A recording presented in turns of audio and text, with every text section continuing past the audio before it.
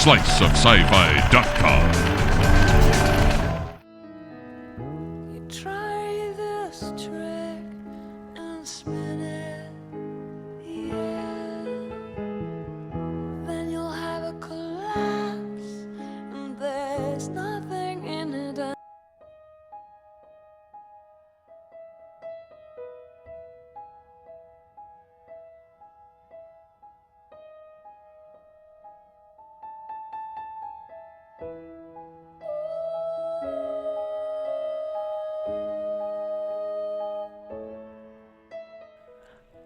Hi, welcome back to Slice of Sci-Fi. This is Summer Brooks, and with me today is director Mike Mendez, who has presented us with yet another, shall we say, silly, fun monster movie. This is what monster movies are supposed to be when you're not interested in being scared, but just having a lot of fun.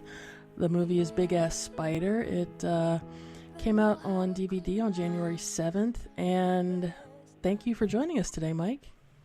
Thank you for having me, and God bless you for the intro. That was lovely. Yeah, no, I agree. I think monster movies should be fun, so that's great to hear. Yeah, you can't have an overload of scary horror. Every now and then you just want to sit back on a sofa with your friends, some beer and some popcorn, and just laugh, right?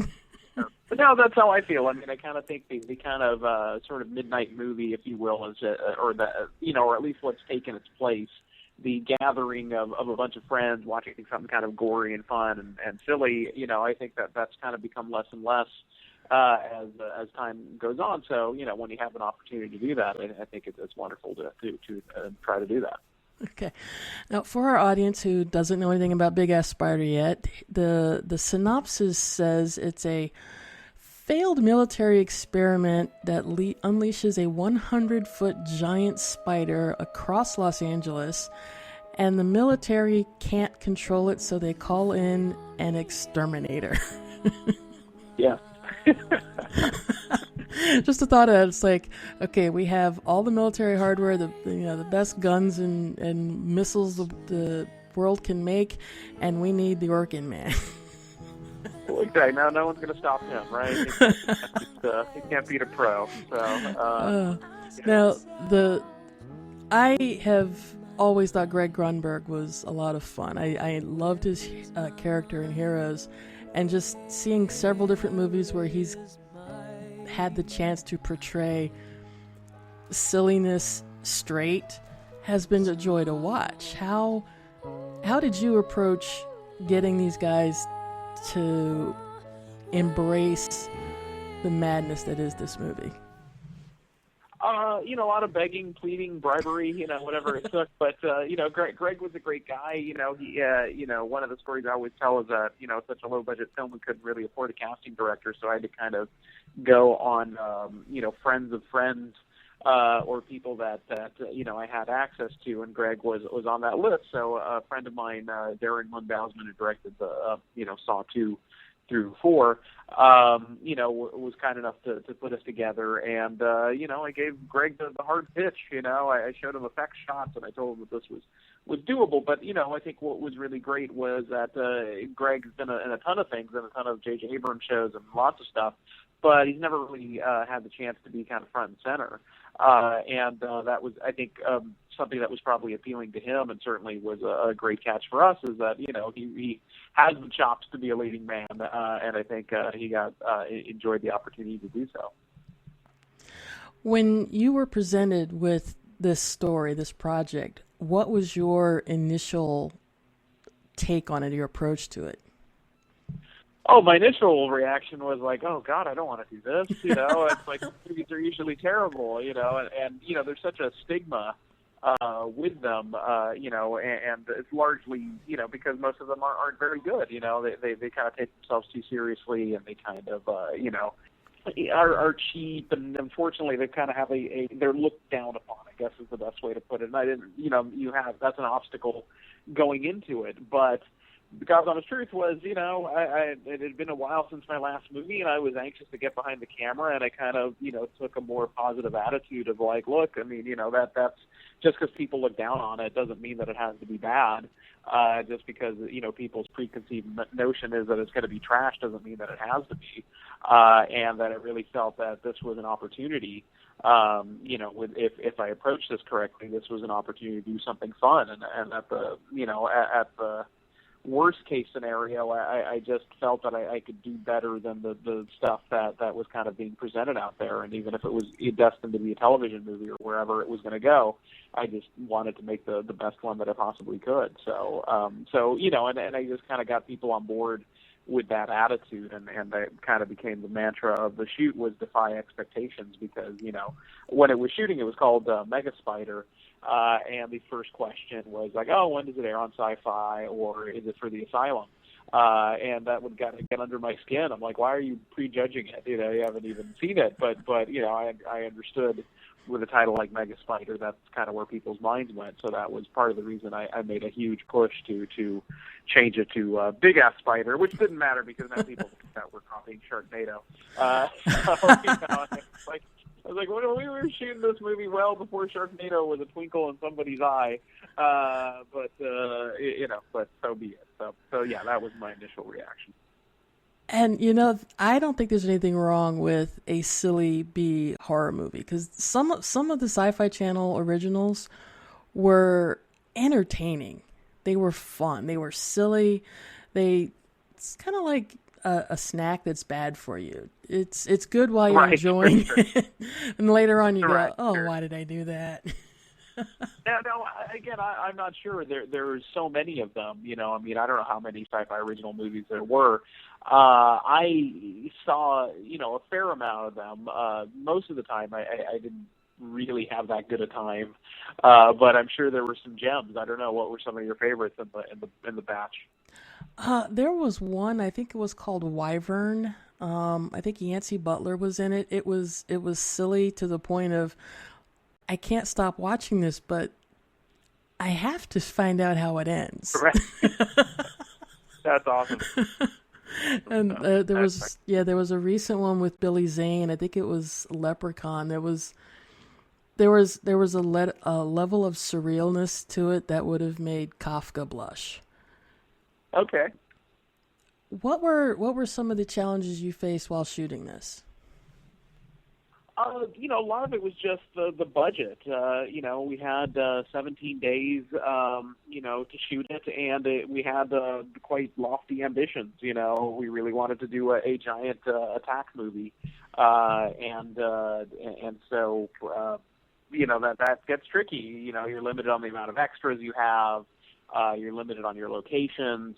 But there's a lot of stuff that I kind of put in the script to try to do a little bit of a sleight of hand that you were thinking you were seeing more than you really were.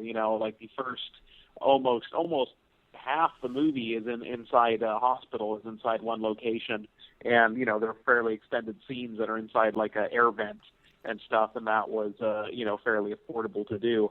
And then when big crowd scenes happened, that's when I would use my social networking skills and try to get an ad and get my friends off of Facebook and Twitter to come on out and join us for the day or whatever. So the big park attack scene and the opening scene were all that was all social networking. So that was handy. So yeah, I'd say those were probably the biggest challenges.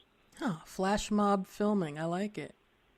Yeah, no, that's a good way to look at it. Yeah, no, that's exactly it. Meet me at this time at the park, and basically, paid everyone in hamburgers and a good time. So, so yeah. The 17 days is kind of a quick shoot, even for a low budget horror movie, isn't it? No, it's about, sadly in this day and age, that's about, in some ways it's luxurious. I certainly have friends and certainly gotten as a lot of those, asylum films and a lot of the sci-fis are probably shot in 12 days or sometimes even less. So 18 days I look at as kind of like your standard low budget shoot. But yeah, it's hard. It's really hard. I really look forward to a day where that's not the case, but I've almost grown accustomed to doing it. So 18 days doesn't scare me, and this was even slightly less. But I would cheat a little bit and, shoot stuff on my own on the weekends and stuff. So, it was definitely an ongoing production long after principal photography had shut down. So what is your approach to the post-production, doing the special effects? Well, we had an interesting opportunity. We dealt with a company called Ice Animation that was located in Pakistan, and we did effects over the internet. We literally would kind of go back and forth on the effect shots from here or there. They had a representative that was here during shooting to supervise everything to make sure that they had the right materials. And then the good thing is that they got very ambitious with us and really tried to push it as far as they could as well. I think they kind of ended up regretting that because it was a 1.5-year process of post. So I mean, in some ways, it almost feels miraculous to me that it's even over, But yeah, it's crazy. So that's how we approach the effects. Wow, 1.5 years of digital effects. That's So I edited the movie myself, so so we were really, I was kind of me, one of the producers, and them kind of banting back and forth on notes and effect shots, almost trying to do this and whatever. But no, it was serious, but it was serious but very indie at the same time, So. Well, that's good. Literally, as long as the fun you had filming came across in the final product, which to me it seemed like it did. That's right, the end goal, right? Yes, absolutely. So no, that was the idea. We were having a good time on set. We wanted that to carry over into the film. So. Now, has this made you want to do some more silly horror movies? Because there is a market out there for it. Just judging by some of my friends who love this kind of stuff. I only want to do silly monster movies or silly horror movies, but I don't know. They're hard to come by. The horror comedy is a tough sell, so they're not always going to back you when you're doing that. So so I don't know. I would love to make more of this type of stuff, but I'd love to make more films and more genre stuff, whatever it is. So what's your favorite corner of the genre? I guess the best way to put it, my favorite, horror movie and my favorite movie in general is Evil Dead 2. So I like that. That's slapstick, as they call it, which again is unfortunately a rare breed of film. There's really not that many people who do it. There was Peter Jackson, there was Sam Raimi, and there's not that many people who do it because it's a hard sell. It's hard to sell gory movies, especially now. So so it is unfortunately a tough market. But I try. I want to get a little gore out into the world. So we'll see. Okay, what are you working on next? Next up, apparently we'll see is a movie called Don't Kill It, which is kind of like a dark action movie with a lot of gory kills. And it's kind of like a demon hopping movie. It's a demon that hops from body to body, and the demon hunter that is hunting after it. So it should be fun. Definitely an excuse to kill a lot of people. So I'm looking forward to doing that if it all comes together. Excellent. So we will definitely keep our eyes out for that. Thank you for your time today, Mike. Okay. All right. Awesome. Thank you. Thanks. Thanks for having me on. No problem. The movie again is Big Ass Spider. It is available on DVD and probably also on your streaming. Look for it. It is a fun, silly time. I recommend popcorn and beer and a bunch of friends to laugh at. Excellent. Thank you. We will be back with more Slice of Sci-Fi right after this.